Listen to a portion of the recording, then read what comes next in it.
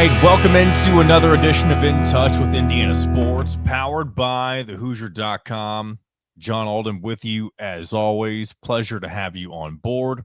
This episode also brought to you by Academy Sports and Outdoors. I'll tell you more about them in just a few minutes. A lot of good stuff on today's show. Looking forward to sharing it with you as always. Mitchell Paige making his regular appearance. Really good conversation as always. What more is there to say about our friend Mitchell? I feel like our conversations get more and more fun each week. Lots of stuff to be excited about as always when it comes to Indiana football and looking ahead towards, what the future may hold for the rest of the season as well. And then later on, another special guest, someone who's never been on the show before, a friend of mine who I've met online through some Big Ten circles. He is Mr. Jake Myers. He covers Penn State. And he's more of a fan of Penn State, but he does cover college football on the Get Back Coach podcast. And he's probably, and I feel like I say this about a lot of the people that I've had on for the first time this year, but definitely one of my favorite guests so far, favorite new guests. And I definitely hope to have Jake on in future episodes. I hope you guys enjoy the segment that we put together for you all today. So a lot of football discussion, but we can't ignore the fact that it is also the beginning of college basketball season. I remember, just a day or two ago, whenever I saw people online doing these social media countdowns to another college basketball season, and it was one of those things where I sat there and I'm like, I cannot believe that, because there is so much going on with football. And I know I've already talked with you all about this already, probably numerous times, but it snuck up on me. Like, I cannot believe that in a couple of days for Indiana specifically, or I guess at the time of this release, tomorrow, Indiana men's basketball will finally officially tip off a new era with Darren DeVries as they welcome Alabama A&M to Simon Scott Assembly Hall. So we'll react to everything that happens in that game, and really more so the upcoming game against Marquette this Sunday. That's, the first real test that Indiana will face. I know, the first game is the first game. It's just kind of get the butterflies out of your chest. Maybe just kind of get the basics down for a new year, a new regime. Just everything is brand new, and you're finally putting it in an official form on the floor on Wednesday. That's what the first game is all about. And you want to look good. You want to dominate. And I know there will probably be some growing pains. Hopefully, it's not close. Still Alabama A&M, let's face it, it's a team that should get blown out of the water. They're coming to collect a paycheck, as most teams of their caliber do. But doesn't mean that there won't be mistakes. It's the very first game of a new regime, but we'll see what happens. I expect complete domination, even if there are some hiccups here and there during the game. And then this Sunday, you face a Big East opponent in the Marquette Golden Eagles in a game in Chicago, the United Center. Technically, it's really good neutral site location for both schools. Of course, plenty of Indiana alum in Chicago, but it's also just, a couple of hours away from Milwaukee, where Marquette is located, I think. If I'm wrong about that, you're welcome to correct me. But I do believe Marquette is located in or around Milwaukee, Wisconsin. So interesting games, at least two different types of games for Indiana men's basketball as things get underway this week. On next week's episode, we'll definitely react to all of that. I'll give my initial impressions on this brand new team, of course, a brand new head coach, and all that comes with a brand new basketball season. So all that will be coming your way. If you're somebody who is excited about basketball and, that's kind of your thing, then, hopefully that's something you can look forward to next week. I'll definitely do my best to get as many, new basketball guests on throughout the year. Some of them will be repeats, potentially, when it comes to those who are of the On3 affiliates, that sort of thing. But I'll definitely do my best to, bring the variety as often as I can for you guys. But until then, we're going to continue with the rest of this episode, we're going to go and get back into the football stuff because, you know, this is obviously not normal. Maybe it's the new normal, but Indiana football is a national powerhouse right now. They are the number 2 team in the country, marching toward what the team hopes and what the fan base hopes is a potential, not only a Big Ten championship appearance, but a national championship appearance. I know there's plenty of season left before we get to that, but the next step is the Penn State Nittany Lions. And we'll go ahead and get into our discussions with both Mitchell Paige and then later on Jake Myers here in just a little bit. But before we dive right in, real quick, I want to go ahead and tell you more about our friends at Academy Sports and Outdoors. Right now, the most festive gear of the year is back at Academy Sports. Don't miss the limited edition Magellan Outdoor Christmas Market Collection only at Academy. Get exclusive 2025 gear and gifts for all your holiday parties, fun family photos, and Christmas morning traditions. Check out the entire collection from matching PJs and holiday print fishing shirts and dresses to exclusive new Mossy Oak Snowdrift camo styles and more. Shop in-store or at academy.com. Need it fast? Get same-day delivery powered by DoorDash. And let your holiday fun begin with the Magellan Outdoors Christmas Market Collection only at Academy. All right, it's time for another weekly chat with our friend Mitchell Paige. Welcome back to In Touch with Indiana Sports, as always. Thank you, sir. Actually, I didn't talk about this in the pre-show, but got my Garin Catholic stuff on. They play in the sectional championship on Friday. So okay, shout out to Garin Catholic. I feel like you have ties with Chris Denary, don't you? Did he go to Garin Catholic as well? No, I played basketball with his son. My mom went to high school with him at Westfield High School way back when. Dated his brother. That happened. Wow. Yeah, blast from the past, Tom. But Chris is the best. His son Will was the point guard on the basketball team while I pretty much just rode the bench. But awesome dude. I did see Will's son for Halloween dressed up as Chris. He had the full announcer. Okay, I did see that. I can't remember. I think it was Dustin Schutte that shared that. I saw. It was awesome. Very adorable. Really cool. Speaking of spookiness, it's very spooky how good this Indiana football team is every single week. You and I were just saying before we started recording, there's nothing new for us to talk about. I mean, we can start by just, I guess, recapping how the game began, because Maryland did come out firing. Fernando Mendoza threw an interception on the 3rd or 4th play of the game. It seemed like almost was a pick six, but the Indiana defense responds in about the best way possible by holding him to a field goal.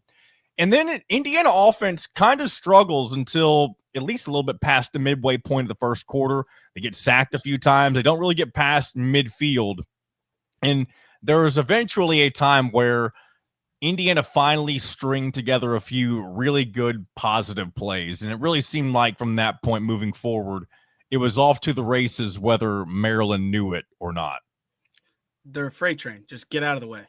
I said this right before we press record, and I truly mean this. And this is hopefully not coming off as a slight. It just is the reality of the Indiana team that we have the pleasure of watching every week.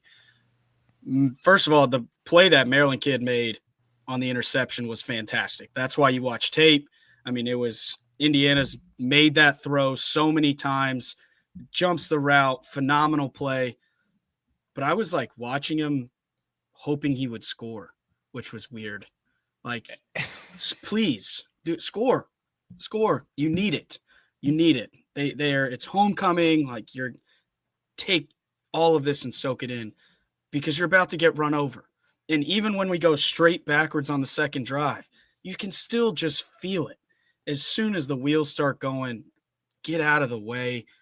And I don't know how you beat Indiana. And the perfect example of this is the interception.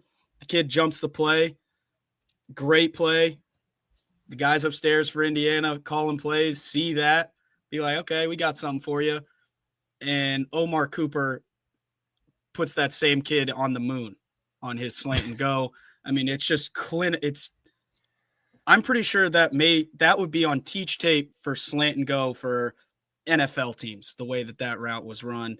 Just enough commitment to bait him in, playing off of his tendencies, getting anxious, and you just quick nod, touchdown, ho hum. It's getting to the point where we don't have anything to talk about, John. Well, there's a couple things I want to at least hit on. Now, I was talking about this next thing with a friend of mine who was watching the game with me. And I'm sure there's been other people who have noticed this, but this is the first time that I kind of verbalized it, at least this season. Anytime Indiana makes a mistake, they don't come out the next drive or even on defense, and they never tense up. They never get tight. It's almost like they realize, just flush it down the drain. You keep going. And there's been so many instances with really good teams in college football this year. I think Georgia's a really good example. They've been flirting with death for pretty much the entire season, being down against teams that they're not supposed to be. Indiana's not in those situations hardly ever because they just continue to play their game, even when they make mistakes like Mendoza did on one of those first few plays of the game. There was never any reason to be worried. They know that it's a long game. They know that what they do works. And quite frankly, they know that they're the better team whenever you're looking at both sides of the ball 99% of the time. And so I think it's just interesting to realize that this Indiana team, they just know how to respond in every situation. Yeah, Georgia's a really kind of cool comparison because Georgia does the same thing that Indiana does. They respond and they find ways to win. But for whatever reason this year, it's taken them 4 quarters to do it. It feels like this happens in 4 minutes for Indiana. Yeah. If there's Michigan State's a good example. You come out a little slow, a little lackluster, and then you just shift into second gear and you're winning by 30. And it seems like it happens so quickly. That especially against Maryland. It was, I mean, the game was close on the scoreboard. It didn't feel close after about, like you said, once Maryland threw 800 interceptions in the second half. It definitely felt like it was over. But even when they scored in their first drive, it got to 20-10. You just didn't really feel like it was all that close, but the score was close. It was the first time in a long time that we've been like, okay, we got to put together a little drive here in the second half. And then they score, and then they force 3 turnovers, and then they're up by 30. Indiana allowed the big play, specifically in the passing game, more than they really had all season. Yeah. And I mean, the total opposite when it comes to the rushing game, by the way. The run defense was spectacular. Stout. But I think a lot of that's credit. We talked about it last week. Maryland's freshman quarterback, even though he made a ton of mistakes, he's going to be really good whenever he shakes off being a freshman over the next few years. Yeah, and I think when you feel a game start to get out of hand or you had it and you're kind of squeezing really tight, you get the interception, oh, we got to score. You don't score and things start to roll downhill. It's really easy as a young guy to squeeze the sand, we used to say, and let the sand kind of trickle through your fingers. It felt like he was just trying to make some plays that he didn't need to. He made some great throws. The one in particular, people are probably talking about this one. It's rolling to his left, and he throws a laser beam across his body like 35 yards down the field over a linebacker in between 2 safeties. Just a phenomenal throw. Get that one, start to hope for some momentum. Then I think they threw a pick they had the turnover on that possession, and they're just inevitable. It's a freight train that is running with fury. Penn State will be interesting. It will be hard to go win there.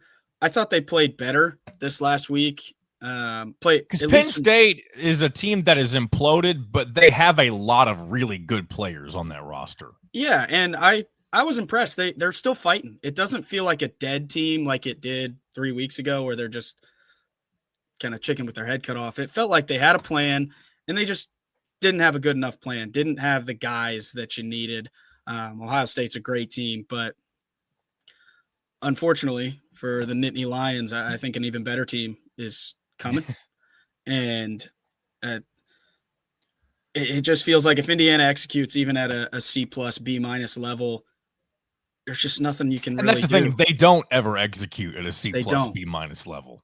They haven't since Old Dominion, maybe, and that's really that only in the that was just 10 yards and more in. so, it's weirdly enough, the first game of both seasons of the Kurt Cignetti era, there was a few weird question marks. Like there was it felt like they were far from a well-oiled machine, but it was really just a game or two away from being a well-oiled machine. Yeah, I think I've probably said it too many times. People are tired of hearing about it, but it really felt like a established physicality. We were not good enough at that last year, and it's obviously paying off. I would put this offensive line up against anybody in America right now. Joel Klatt said if they were voting today on who would win, I think it's called the Joe Moore Award. I could be wrong about that, but he would give it to Indiana's offensive line. I mean, they're just fantastic. They lose Drew Evans, who's a leader. He's been awesome. I'm pretty sure the guy that stepped in for him is the one that gave up the first sack. Zimihalski, I believe is his name. He transferred in from Ohio State, actually. I couldn't remember. I knew it was a name I couldn't pronounce, so I didn't even try. I heard the CBS people pronounce it very interestingly, and that's the way I tried to pronounce it. I don't know if that's how you say it, but I think that's what it is. Well, I mean, it gives up the first sack, and then he's rock solid. It's the same way that happened. It feels like everything is corrected on the next play, and Cignetti will tell you that there's a lot of things they need to fix, and I'm sure there are. There always is. Coaches will find anything, but I mean, I just don't know how you turn on the film as an opposing team. My dad and I were actually talking about this today, and you're sitting there, you got all this time, you got to be in the office dissecting, coming up with a play, and how do you not just go oof, woof after you're done watching them? Like, oof. Because there's not a lot of mistakes on tape. I don't know what you exploit. And the problem is if you find something like Maryland finds that quick out that they've run so much, they get a pick on it, almost score a touchdown, and then they get smoked for a slant and go for a touchdown not too long after. Even if you find something in the tape, the way they adjust, everything happens so quickly. They can adapt to everything, and they're so multiple.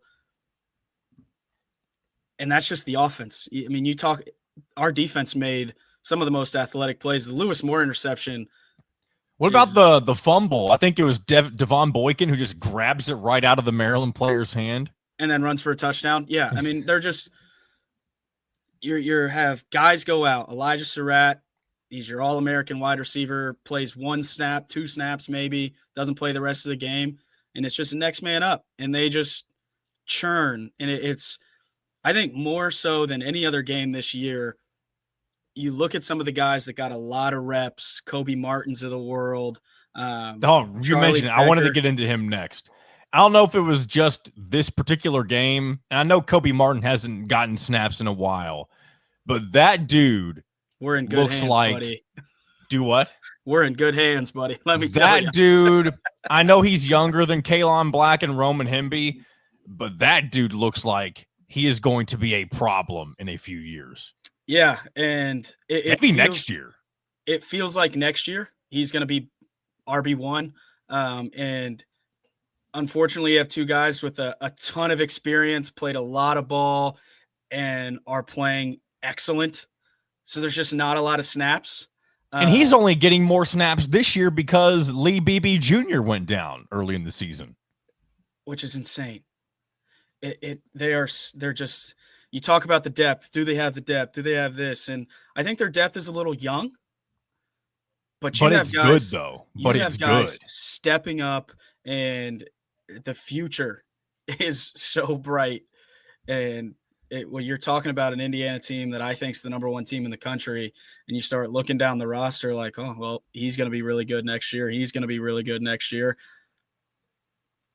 What is it? Here's some guys who caught a pass against Maryland this past weekend that normally don't get in the game. Charlie Becker had 1 reception for 52 yards. I told you he's my favorite player on the team. You have. I think you told me this when we were at the Indiana State game. Mm-hmm.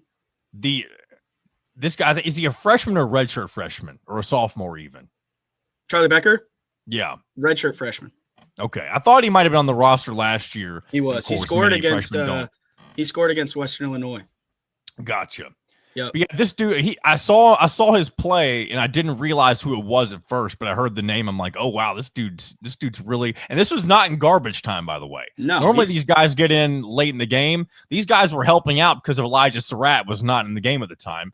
You had him getting a reception, 52 yards. The tight end, Riley Nowakowski, had 2 receptions for 22 yards. E.J. Williams Jr. caught the ball twice. The freshman LeBron Bond caught a reception for 14 yards. Holden Stays, I believe he's our other tight end. Yes. He only had 1 reception for 13 yards. And then Jonathan Brady, who normally returns punts, got a catch in the end zone for a touchdown. So plenty of love going around for a lot of the receivers and tight ends this past weekend. Yeah, and if you're really bored, this is what I do. I pay attention to who starts on all the special teams, and it's starters and wide receivers.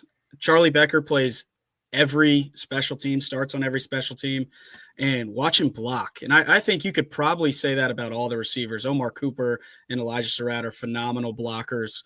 But Charlie Becker's snap count has gone up every week, and that's pure physicality. I mean, he's a big body that uses it. He's just gotten better and better, and it's just – and this goes into what you were saying. You've said it multiple times on different shows, but this when these guys can come in and do what they're doing, you don't have to rely on the transfer portal to bring in production because the production's already here, already ingrained in the system, waiting for their time to shine.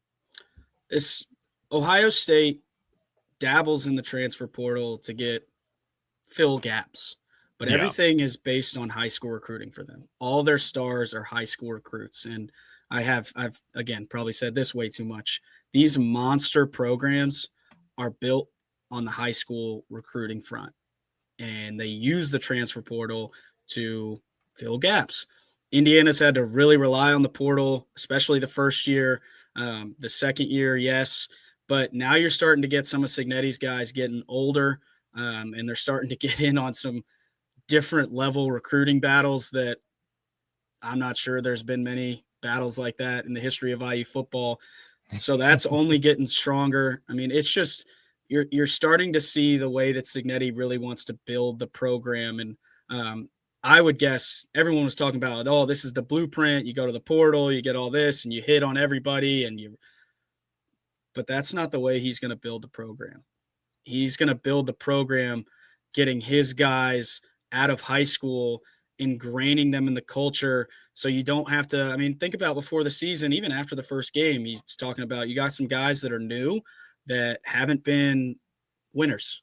They don't know what that's like. So we still got to teach them how to live Indiana culture. And when you start getting high school guys that redshirt as freshmen, they grow, they play a little bit their second year. Now they're third, fourth, fifth-year players that have been in the program for the entire time. They've been bought in. They've seen a lot of wins. They've seen what's possible. They've seen a quarterback from Indiana go, maybe number 1 in the draft and win the Heisman Trophy. All of the things that they want are here.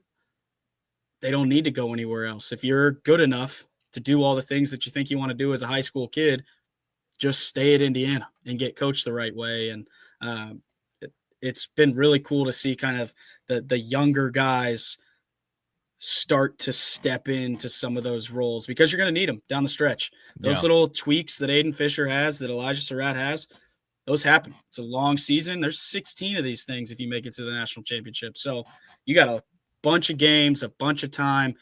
People are going to get banged up, and the best teams have the best depth, and you're starting to see Indiana's got a little bit of that.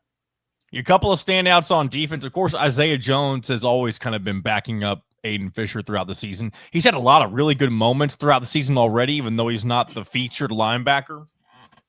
But you also got Caden Turner. Both of those guys, by the way, Tom Allen players. I think a lot of people assume most of those players are just gone. A lot of them actually stuck around, especially on the defensive side.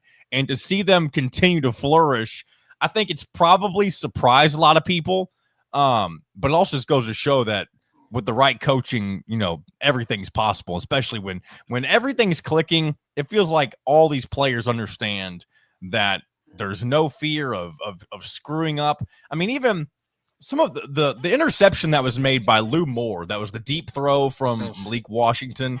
I saw that coming from a mile away, and I don't know if it's because I'm just a cocky son of a gun, but that dude looked like he was reading that pass before the snap even began, if that makes sense. He was following that ball for forever, and I don't think that receiver ever had a chance at catching that ball. Yeah, and I'm going to say something that feels demeaning, but I don't mean it this way. It feels like when you're playing in the backyard, you're kind of got a roaming safety that's the best athlete on the team, and you're just trying to bait the quarterback like, I dare you to throw it. I dare you to throw it. And then they throw it and you go make a play. That's what that looked like. And unbelievable ball skills to go up and get that one. Without fouling, without committing that's another thing. This defense is I've never, ever seen an Indiana team defensively not get flags. I couldn't tell you how many times they've been flagged this season, but it's probably less than 10 times, I would imagine. They are always in the right position. And that's when you start getting penalties, when you have guys that maybe get out of position and they're trying to play catch up. Indiana never plays catch up. They're so sound. They're always where they're supposed to be. I mean, I'm watching teams all day Saturday make penalty after penalty that kill the team, and especially on long passes. It's so tough as a defender. When the ball's in the air, you're trying to play the ball. You've got some super skilled wide receiver that you're trying to chase down, run all over the field. Get a little out of position, you're going to get a pass interference every time. That's why the teams take so many shots. Yeah. It doesn't feel like you can do that against Indiana. Because if it's not one guy, it's two guys in perfect position, and they're going to intercept it. There's no holes. And I was watching the Penn State presser from today. If you haven't watched it, you should go watch it, Indiana fans, for a number of reasons. I think their coach is actually really impressive, but not answering the highest quality of questions. But they were asking kind of like, what are you going to do about the passing game? You didn't have really any explosives. He rattled off a stat from their game on Saturday. I think they had like 150 yards, but 105 of them were after the catch, which is a stunning statistic. That is wild. That means they threw the ball 45 yards forward, just a lot of horizontal throws. And he was pretty adamant, like, trust us, we're going to throw the ball down the field this week. We're going to take shots. So they're going to get tested this week. So hopefully I'm not jinxing all of this. That's my old Indiana fan coming back, talking about jinxes and superstitions. Probably stupid, but there's going to be a lot of chances out there. And I think you'll have some young guys that are starting to rotate in a little bit. You got a long season. Not that we're resting players. I don't foresee that happening, but just some guys getting some opportunities to showcase it on the biggest stage. I do think it's not purposefully resting. I think it's players that have, had minor things happen to them that at this point in the year, Signetti and the other parts of the coaching staff are like, you know what, let's just let him heal a little bit. And, I hate to say it, it's an inferior opponent. You know that the tough stuff's coming in a few weeks when you get to the postseason. You don't want to risk a season-ending injury, before you get to the Big Ten title game. They've certainly erred on the side of caution. Aiden Fisher last week, he comes off hobbling a little bit. You see him doing some stuff in timeouts, working with the trainers. He could have played, is my guess, if we really needed him. Same with Surratt, I believe. Again, what do I know? But I think part of it, too, we've already talked about all this, is the Signetti just trusts the depth. He knows that guys are going to come in and do what they're supposed to do. Yeah, and all they've done is proved him right. It feels like if we needed to, probably could have sent him out there a couple of times, but for what? And it's such a weird position to be in, to where you just are your best players on the team get a little knock, and you're like, okay, maybe just sit him out for the rest of the game. Yeah. Not many teams are able to do that. I did see a statistic, and this is kind of patting ourselves on the back. Ourselves being the team. I am not a part of the team. I don't know why I said ourselves, but The point differential from Indiana, and I may get these numbers right, but the spread on the numbers will be correct. There's something like plus 320. And That's crazy. And maybe it's 220. It's either way, it's a significant number. It's plus 220 or plus 320, something like that. And the 2019 LSU Tigers, pretty decent offense, were either plus 290 or plus 390, like a 70-point differential. From again, I know I've referenced Joel Klatt a lot today. He was talking about the 2019 LSU team on the show that I listened to. He mentioned the biggest problem with that team, and there wasn't a lot, is that team didn't really have that sound of a defense when you think about it. Indiana and Ohio State, the two teams that are presumed to be the best in the country right now, have really, really good defenses, and both, of course, also have really, really good offenses. Yeah, it's been a while since I can remember two like super complete teams.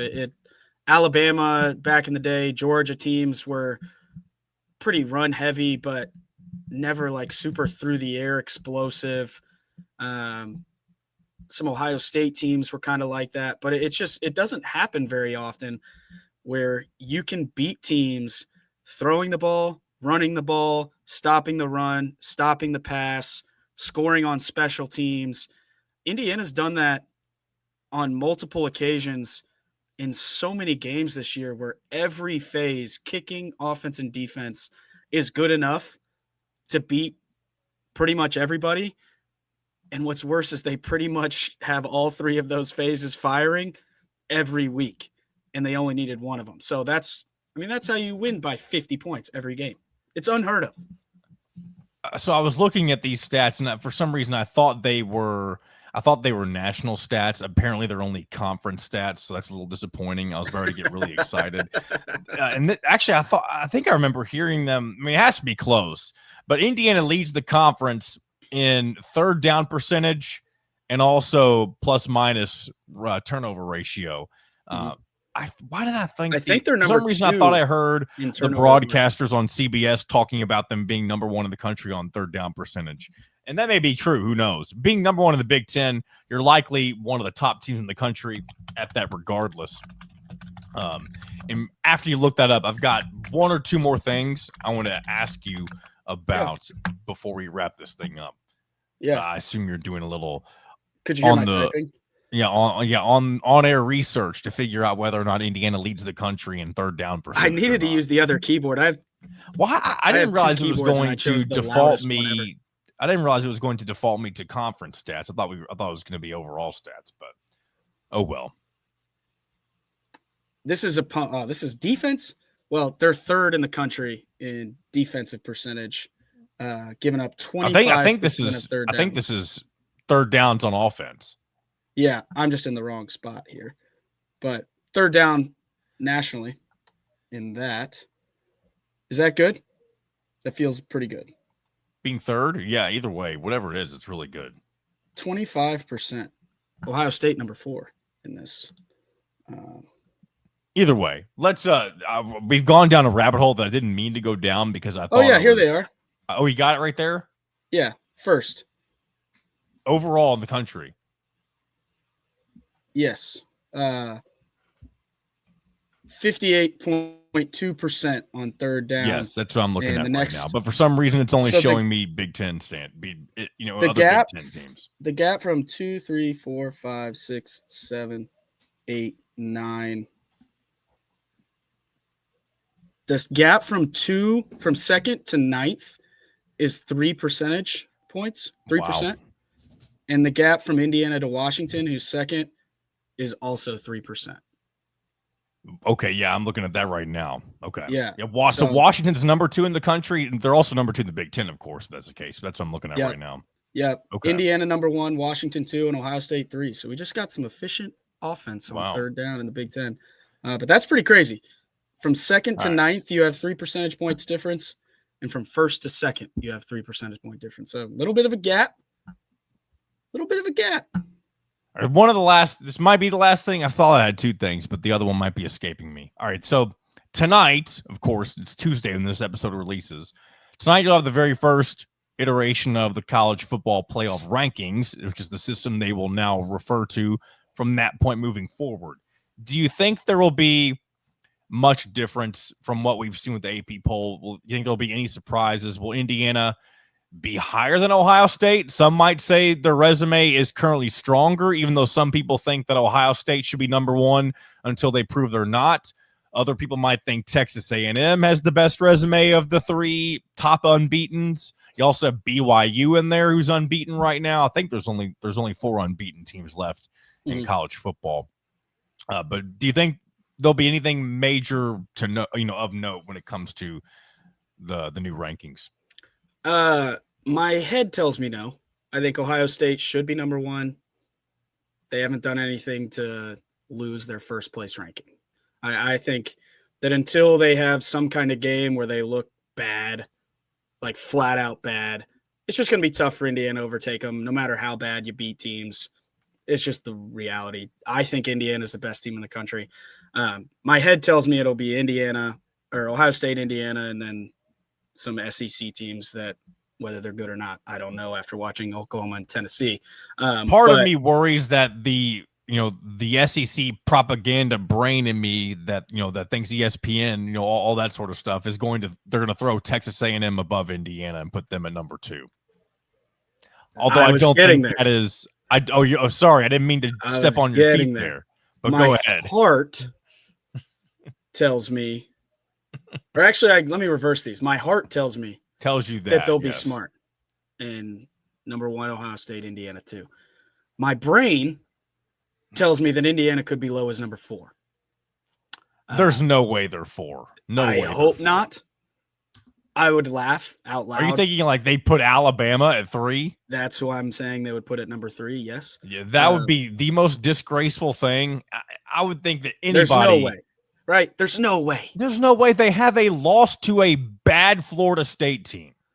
I agree. And yes, they're a different team now, but it still happened. You can't ignore it.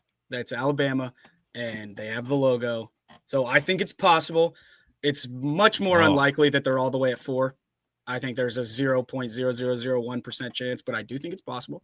I think there's a chance that Texas A&M is 1. Yeah, I think there is an off chance of that. I do think. Just because they want to prove we have our own brains, we don't follow the AP poll. That's committee. There's going to be, and here's the committee has thrived off of pissing off of the Indiana the last 12, 14 months, whatever. Maybe not 14 months. I guess it's been a year since the first college football playoff rankings. Last year you could semi-justify it. No, you couldn't, though. You couldn't. People say that. You can't. I agree. But in your own dumb brain, if you had that dumb brain, you could justify that, okay, well, they've smashed everyone by a zillion, but they haven't beaten anybody in the SEC. So, yeah. But now you have wins against Illinois by 50 when they were a top 10 team. And I still think they're okay. They're not a top 10 team. But the one thing that worries me is they'll look at those teams less because of how bad they lost to Indiana. Well, like Illinois, they'll value Oregon less because Indiana beat. It's like the curse is Indiana beating your team. If Indiana beats your team because it's of the Indiana logo, the perception is that, Indiana might be good, but also that team just might not be as good as we thought they were. That's the usual national perception of Indiana. Yeah, and it's weird. It doesn't happen down south for whatever reason. They were gritty. The team that lost was gritty performance to a really good team or whatever. We don't have enough time to talk about that, but yeah, I think we kind of threw around, can Indiana win the national championship? Yeah, it's fun to talk about. It's the best team in the country. So whether they're 1, 2, 3, or 4, the best team in college football resides in Bloomington. Take care of business. This Penn State game, we'll end on this. The Indiana, of course, should win, and honestly should win easily. I don't care if it's on the road at Beaver Stadium. It does not matter. This is a Penn State team that is reeling, and they've been reeling. And yes, they're playing looser than they have right now because they have literally nothing to lose. But if Indiana handles business against Penn State more so than Ohio State did, or even on the same level. You have to remember, Ohio State played them in their own stadium. Indiana's playing them on Penn State's home field. So this will be a very, especially because these two teams played them back to back, this will be maybe the first true comparison that we have between the two presumed national title contenders right now. And we'll certainly learn whether or not Indiana is on that same level, if they're maybe a step below, or even if maybe Indiana truly is the best team in the country after what may or may not happen this Saturday at Penn State. Yeah, I think most shows will be like, oh, there's so much talent on Penn State. It's still a good team. This is going to be a 40 ball. Easily. I think Indiana's going to win 50-10. And it's not I don't know what else to say. I love the confidence level of it. It's not me. I have no choice. You're not wrong either. I have no choice. All they do is walk out, wipe you up, and leave. That's all that happens when Indiana plays. You kick the ball off, and then you look up 10 seconds later, and you're down by 30, and it's still the second quarter. That's all they do. I want to go back to something. You and I talked about this before the show started. People always think of the Google me quote with Indiana and Curt Cignetti all the time now, of course. Mm-hmm. My favorite quote, at least one of my favorite quotes, I don't think people discuss as much, but it was at the first Big Ten Media Day. And he was asked about, going to the Rose Bowl and, playing in that old stadium. Indiana hasn't been to the Rose Bowl since 1967. And Cignetti's response is, I don't care. We're going to play in an old stadium. And then he pauses for about a second. He says, to kick somebody's ass.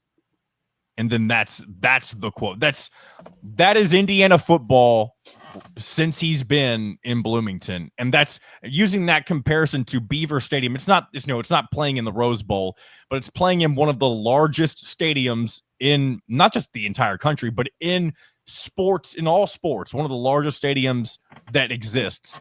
Whether or not their fans are raucous because, they're not as good, that remains to be seen. But either way, the messaging still stands. They're going to play in a potentially crazy environment to wipe the floor with them, as you mentioned, Mitchell. Play 1 to 150. That's all I think about. That's all Cignetti talks about. Play 1 to 150, play hard or fast, physical, relentless. That's all they do. They just kick it off, smoke you, pack up, get on the plane, go home. They don't celebrate. It feels it's a machine. It's a robot. Would they even celebrate a national championship team? Like I feel like they would just shake hands with each other.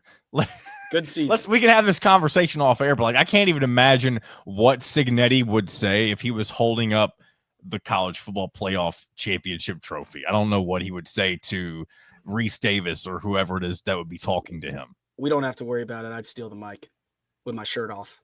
Please go viral on January 19th whenever Indiana makes a national championship. Do something to get on not just local news, but national news without, hurting anybody, of course. Yeah, you don't have to worry about that. If you've been anywhere around me at an IU game, you know that the top can come off pretty quickly. Yeah, we're about to get into rowdy season for MP. All right, Mitchell. Well, I've taken us way too long. I did not think this would be nearly 40 minutes because you and I said there's nothing to talk about, even though this is really just a cutting it up segment, I feel like, half the time nowadays, too. But yeah, as always, I enjoy it. We're one step closer, as always, to what will eventually become the legacy of this team. Mm-hmm. And I'm looking forward to seeing it continue to play out. Me too, man. Me too. A big thanks to Mitchell Paige, as always. Just like I said at the beginning of the show, heck of a fun conversation, and it always goes much longer than we ever really anticipate. And, that can only be a good thing, I feel like. So we'll go ahead and keep this train moving forward. Going to bring in Jake Myers. Looking forward to introducing this guy to you all, and hopefully you guys enjoy this segment as much as I enjoyed recording it. But before we get to that, if you're somebody who likes to wager on sports like me, but you have not signed up for BetMGM right now, you can use bonus code ON3 and you'll get up to $1,500 in a first bet offer on your first wager with BetMGM. Here's how it works. First, you'll download the BetMGM app and sign up using the bonus code that I mentioned earlier on, 30N3. Deposit at least $10 and place your first wager on any game. You'll receive up to $1,500 in bonus bets if your bet loses. Just make sure you use the bonus code on3 when you sign up. Make this college football season one for the history books. Make sure that you make it legendary. See BetMGM.com for terms. 21 plus only. U.S. promotional offers not available in New York, Nevada, Ontario, or Puerto Rico. Gambling problem? Call 1-800-GAMBLER. Available in the U.S. Call 877-8-HOPE-NY or text HOPE-NY. And then a bunch of numbers I don't need to read. First bet offer for new customers only, subject to eligibility requirements. Rewards are non-withdrawable. Bonus bets that expire in 7 days in partnership with Kansas Crossing Casino and Hotel. All right, joining me now for the very first time here on In Touch with Indiana Sports, it is Jake Myers from the Get Back Coach with Jay Arnold and himself, Jake Myers. Pleasure to have you on the show and excited to talk with you, my friend. Yeah, John, it's been a long time coming. We've been interacting with each other for years, and it feels good to see you face to face and get on your show. I'm so happy to have you on. I obviously, when you look back at the preseason, and we'll get into game stuff in a little bit, Right. but when you looked at it before the season started, and really a few games into it, you thought that this Indiana Penn State matchup was going to be, a high stakes one, and it is to an extent for Indiana. They need to get it done, that sort of thing, but nobody. And I mean, maybe Penn State fans did. You'll be able to speak on that for me, but I don't feel like most people on the outside looking in thought Penn State would be in the position that they're in right now at the beginning of the season, especially with all the preseason expectations, number 1 or 2 in the country, depending on who you looked at. And then to see things develop and then just become what they did. It's been probably the craziest. There's been a lot of crazy stories, but maybe the most shocking story of college football so far this year. No, again, I'm biased, but yeah, I think this is the most shocking story in college football this season. Is Penn State, a team that over the last 8 years, John, has been one of the most consistent college football teams. Yes, they did not beat the top 10 teams and the teams that they needed to reach that elite level, but they usually, 90% of the time, probably more than 90% of the time, beat the teams they were supposed to beat. Okay, they almost never lost as the favorite. So you're entering this year with so much returning production back, and you think to yourself, a James Franklin team with this much production is usually very good. At worst, we're thinking, all right, we go 10-2 again, and we drop to Oregon or somebody else or Indiana. And to watch the wheels fall off the wagon has been absolutely brutal, because this was the year. This is what all the heartbreak was building up for. And man, just everything that could go wrong has gone wrong. So the first thing that I had thought of whenever Penn State began to spiral out of control after the Oregon loss, obviously the loss in and of itself was one thing, but then you have the UCLA loss, which gave them a little bit of momentum with a brand new interim head coach. Then you had Northwestern, and then I don't know if there was one in between that or Iowa or not, but either way, it's been Iowa. Nothing. It's been nothing but losses since before James Franklin was fired, and then inevitably afterward as well.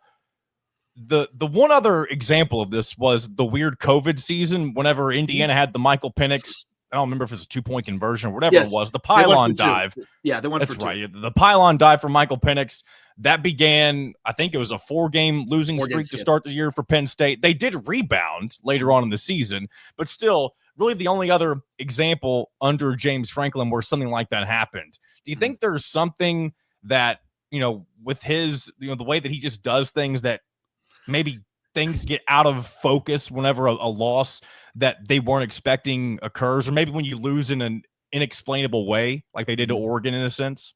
Yeah, and I don't really have any answers to that. I can only speculate.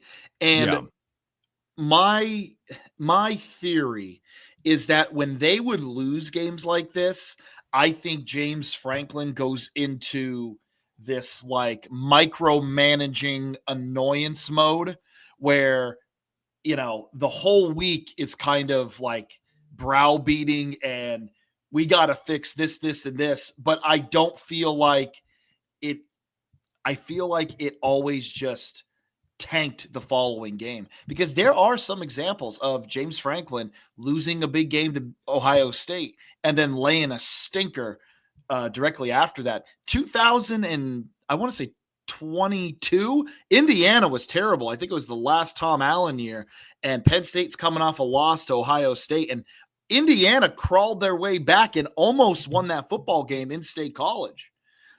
So there have been a few instances of that. I have no idea what goes on after a loss, or during the James Franklin era, but it's been mind-numbing that to have a loss like that and then the team just come out like looking defeated. And it seemed like that's what happened with the UCLA game.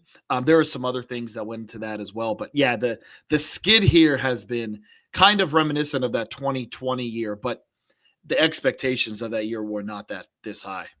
Well, I think when a lot of people, and again, especially when I put myself in my own, I'm always in my own shoes, but from the Indiana perspective, a program that is not used to any sort of consistent level of success of a Penn State, Ohio State, that sort of thing, when you look back to the end of last season, they're in the semifinals. They're a play or so away from potentially being in the championship game.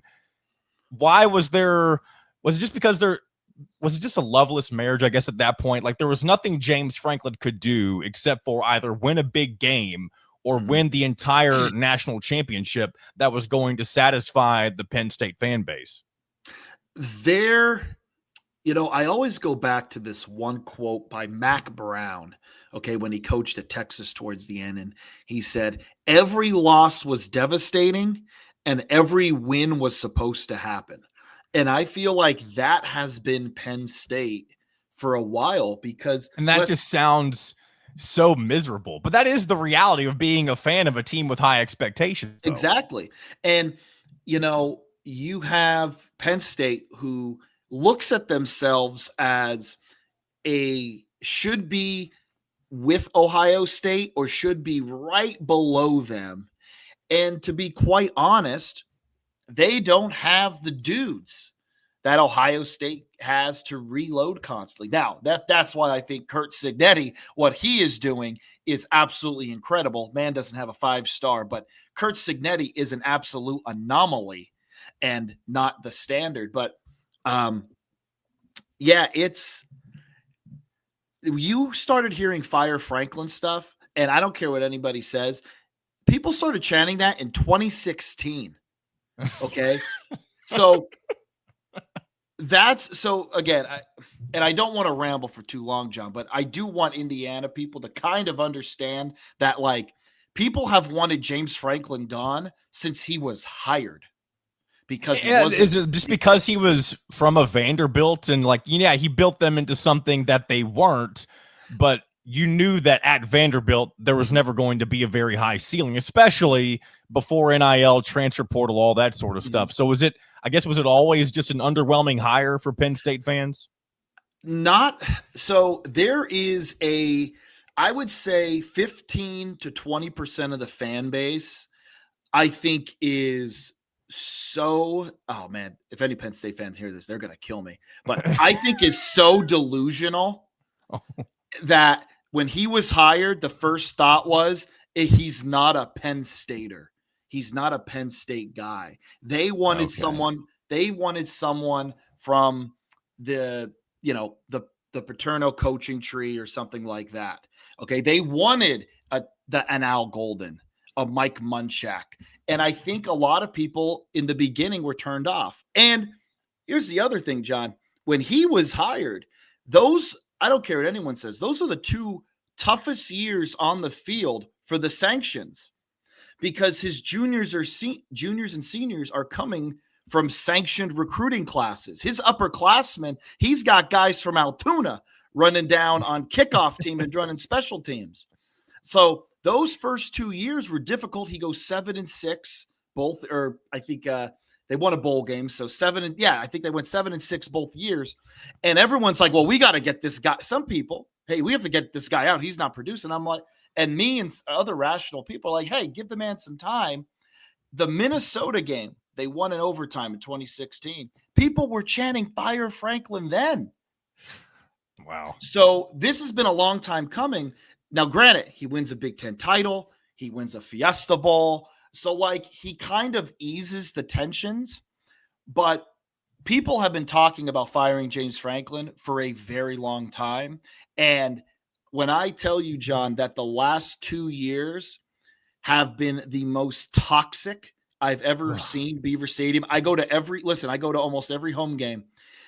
The losses over the last 2 years at home have been the absolute worst. And I don't know if you saw the clip of him leaving the field after the Northwestern I heard game. all the booing that was involved. That So the Northwestern game. He let the players go through the tunnel first because he knew he was getting it. And I don't think he wanted any of the players to but I don't know. I was a Franklin defender for a very long time. After that Northwestern game, I even said, hey, we need something else. I still think James Franklin's a good football coach. I really do. I just think, hey, I think it's time to move on. But our fans have acted like absolute barbarians for about. It honestly kind of reminds me, I don't want to dwell on this too much, but the more you talk about it, the more it reminds me from the Indiana side of things, moving over to basketball, I guess. It reminds me of Tom Crean. That whole tenure was, him kind of resurrecting the program at first. He got them back to prominence, at least for a little bit. Mm-hmm. But then it was always just kind of up and down. He won a couple of Big Ten championships, but then he might miss the entire NCAA tournament right after that. And so there was never the level of consistency, never made a Final Four with Indiana, of course. Mm-hmm. And so that was, even though he did a lot of good things, it was just it kind of ran its course. And I think that's kind of what the energy and that I've gotten from you and from hearing what Penn State fans have kind of been saying mostly online about how everything went down. Yeah, exactly. I don't think he'll truly get the appreciation he deserves for helping get this program back to a consistent top 10, top 15 team like it's kind of always has been, besides for a handful of years. I don't think he'll ever get that true appreciation. But yes, I do agree. It has run its course.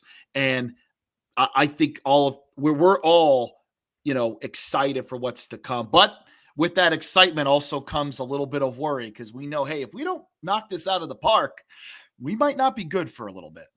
Yeah, and it's all of these coaching jobs that are open, especially at the Power 4 level. This is absolutely the most unprecedented year of firings that's, I feel like, ever existed in college football. Maybe you could go back 20, 30, 40, 50 years ago, whatever, maybe, and find something that was a little bananas like this. But definitely in the modern, postmodern era in college football, I've never seen so many big name openings. And with that being said, obviously, the early candidates for Penn State, people were throwing Cignetti and Matt Rule around, and those have since that's moved on, of course.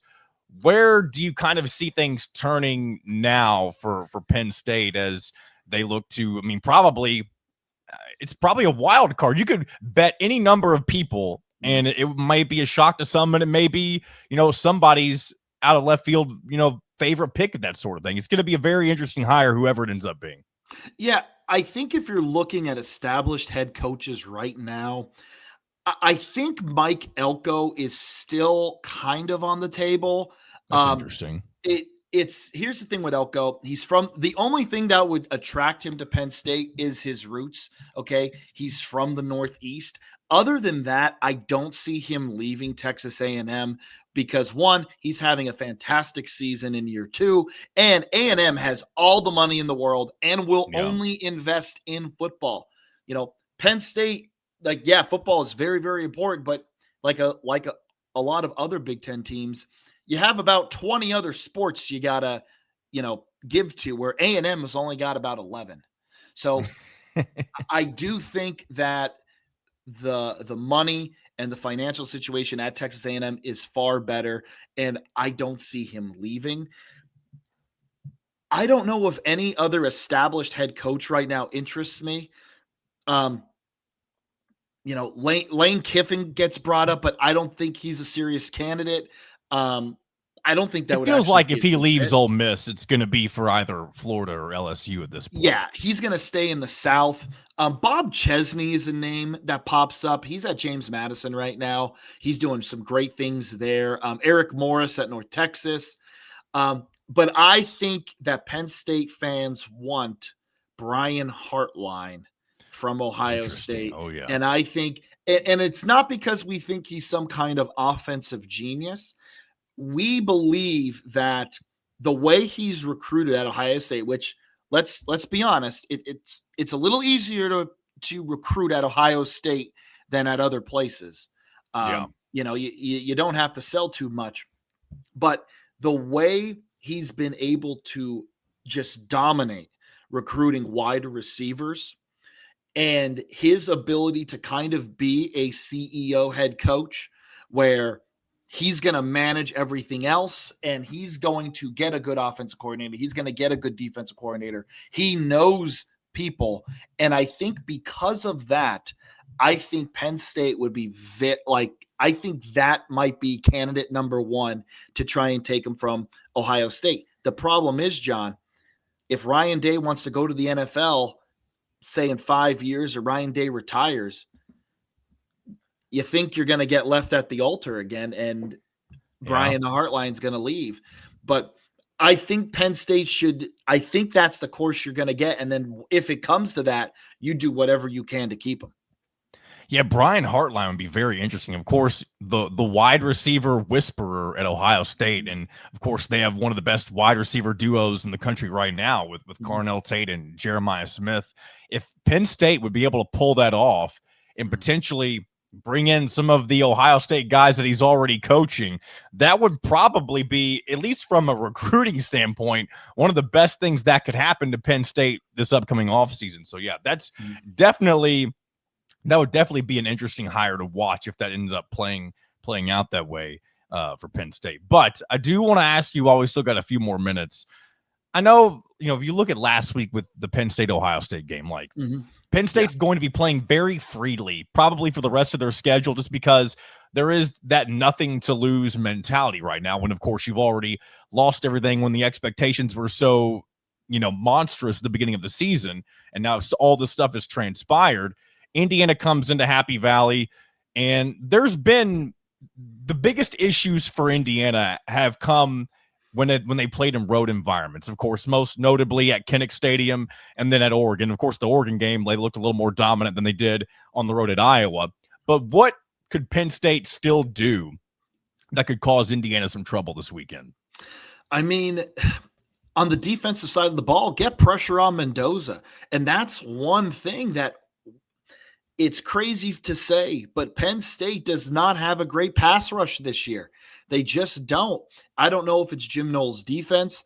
Obviously, the loss of Abdul Carter does not help things, but they are just not getting consistent pressure on the quarterback position. So I think if they're going to want to be in this game, I think they got to pressure Mendoza. They got to force him to force a couple throws. But that's really been the disappointing part on this defense this year, just the run defense in general. And I think if you can stop the run, stop Roman Hemby, and stop that Indiana Hoosiers rushing attack and pressure Mendoza, I think everything else will keep Penn State in the football game. Yeah, and that's the thing with Indiana. Like they're not. It is possible for them to make mistakes. Mendoza is, at least during Big Ten play, he has made at least one interception in, I believe, every road game so far this season. I think that's correct. But other than that, usually I think the one thing that makes this Indiana team different than even last year's Indiana team that went 11-1 and made the playoff, this team has a response to every sort of adversity that they seem to be in. And it's not that they've been in a ton, but you never see Indiana get tight. And I feel like a lot of Indiana fans have been waiting for that moment where it seems like a team has maybe taken over the game for a little bit. And even in moments where you thought that was going to happen, and again, both at Iowa and at Oregon, when there were some crucial interceptions, of course, one of them being a pick six, and the other one being what set up what would have been, I can't remember if it was a game-winning or game-tying field goal for Iowa that they ended up missing, of course.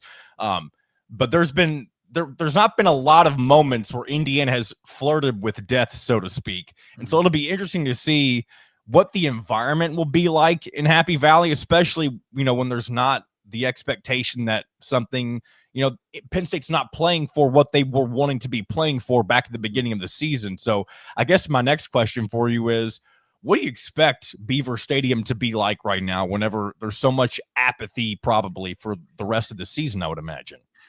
I'm not sure, to be quite honest. I mean, there have been times during some of the down years where I would go to games and I would expecting nothing, and it would be a pretty good crowd. But I don't know. I mean, I do know there are a lot of people that said that they'll support the team more when James Franklin's gone. Well, we'll see if that's true on Saturday. Is this the first home game without James Franklin? Yes, first home game without James Franklin. Wow. Since Okay. Since before he was hired, so like 2014? No, 2013. That's 2013. That's right, because the first two without were Iowa on the road, and then this past weekend at Ohio State. Yeah. So they haven't. Yeah, this is their first game without James Franklin. So again, the crowd might surprise me, and be like, "Hey, we're gonna get behind our guys, and we're gonna support, and we're gonna bring it." I could also see a lot of people being like, "Meh, oh, whatever. I'll catch it on TV." I hope it's a good crowd. I think the players listen. The players are still fighting. Things have not gone their way. They haven't been playing well, but they're still fighting. So I hope the crowd brings it on Saturday for them. Yeah, the initial point spread, I believe, was 11.5 in favor of Indiana. I think that has gone up a few points since then, but I think a lot of Indiana fans thought that was pretty, given all of the blowouts that have taken place this year. I think a lot of people thought that was a little surprising. But at the same time, I mean, Indiana's been in some close games. Again, the Iowa games and Oregon games are what I keep going back to. And I think it will still do Indiana some good if they find a good challenge in some way, shape, or form. Because, of course, Penn State has the roster to challenge and even beat Indiana if all of the pieces came together in the right situation. But it'll be good, at least from mine and Indiana fans' perspectives, if there can be a good challenge when Indiana's remaining schedule before a potential Big Ten championship game against Ohio State, again, potential with that as well, is the two worst teams in the Big Ten with Wisconsin and Purdue. An interesting way to end the season, but this definitely feels like it's Indiana's last real chance at something that could, I don't want to say give them a scare, but maybe it does. But provide something that maybe you haven't seen so far this season, if that makes sense. No, yeah, I think the big challenge for Indiana is going to be, can they expose Penn State's weaknesses? Because I believe in some spots, Penn State is going to be a little bit more talented, but they have major weaknesses in the interior defensive line. Penn State has major weaknesses at linebacker. They are super thin at linebacker right now. And because also they've lost Tony Rojas, which I think is the absolute back-breaking killer to this team. If you look back at some of these big plays that take place, a linebacker's not filling the right gap. Someone's missing a tackle. And I think the absence of Tony Rojas has absolutely destroyed Penn State's ability to stop running quarterbacks, because that's the spy. That's the guy that's supposed to kind of cage him. So if Indiana can expose that, it's going to be a long day for the Nittany Lions on defense. Jake, before I let you go, is there anything you want to promote for your podcast or anything else that you may have going on? Yeah, absolutely. So, hey, guys, give me a follow at the Get Back Coach on the X, Twitter, whatever you want to call it. At the GB Coach is our podcast link. And then follow me at CFB Jake. I tweet mostly Penn State music. I use it as my personal account. But if you want to call it strictly college football stuff, at the GB Coach, and take a listen to our podcast. Again, I do it with Jay Arnold, former Texas A&M Aggie. He was there with, when Johnny Manziel during those years. So Jay's kind of a cult hero in Aggie land. So it's always fun doing stuff with him. Jake, it was a pleasure to have you on. Hopefully next year, I don't know if Indiana and Penn State play next year, but if they do, I'll definitely have you back on, and maybe it'll be the higher stakes that we were anticipating this season next year. Hey, we can only hope. Listen, for years, Indiana has been waiting for their football program to take this next step. And man, they took an absolute leap. You got the right coach. And I love what's happening in Indiana. Enjoy every second of it.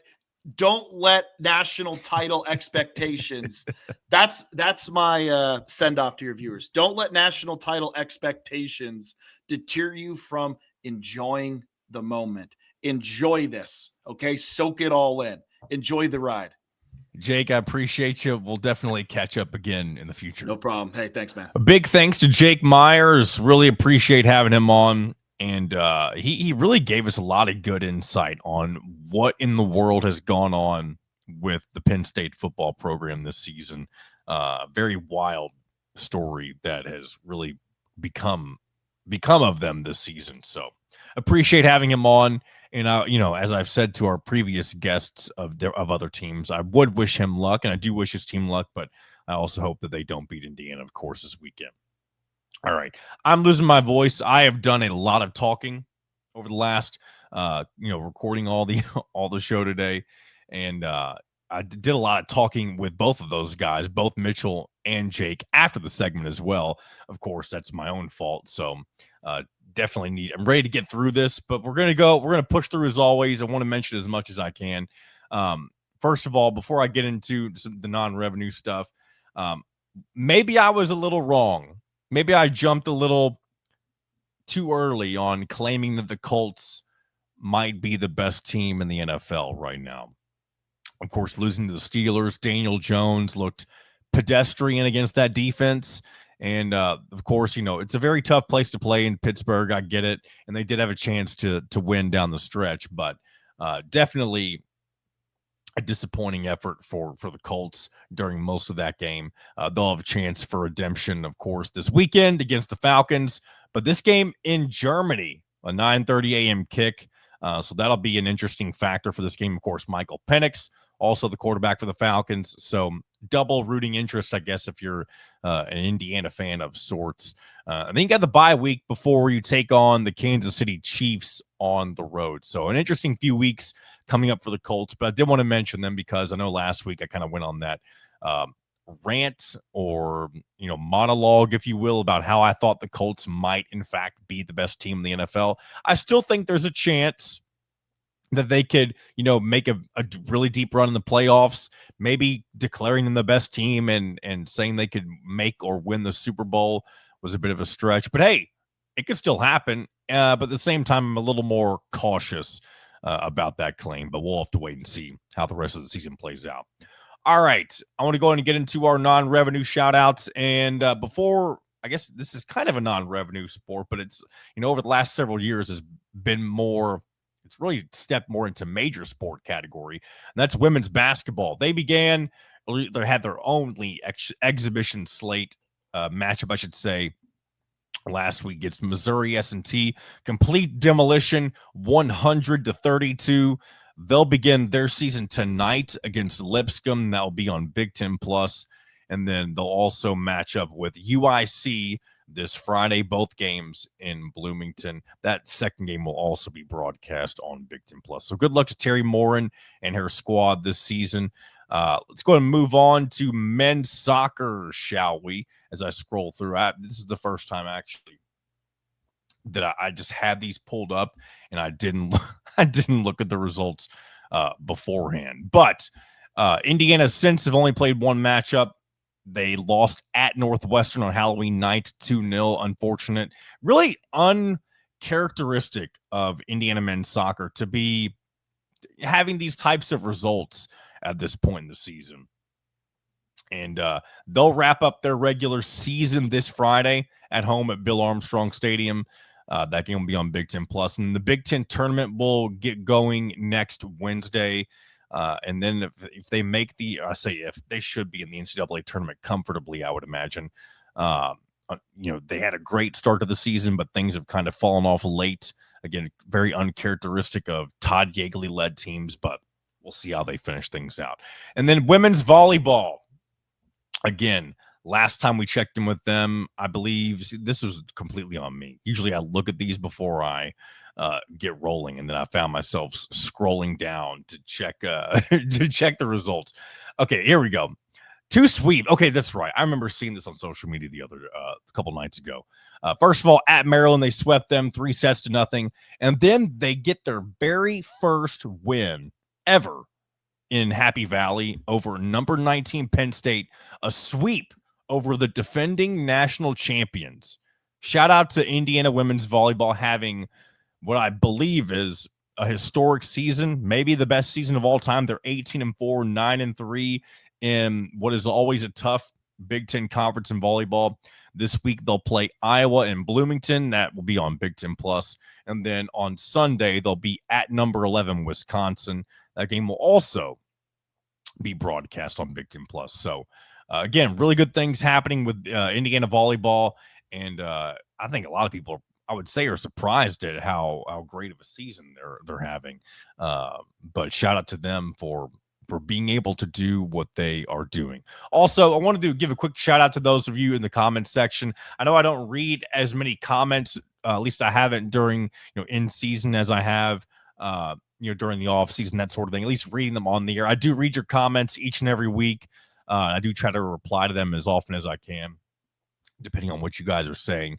But I did want to shout out. Someone had asked how I was doing with lack of sleep, being a new father, that sort of thing. I will say things have gotten a whole lot better since Daisy has gotten a bit older.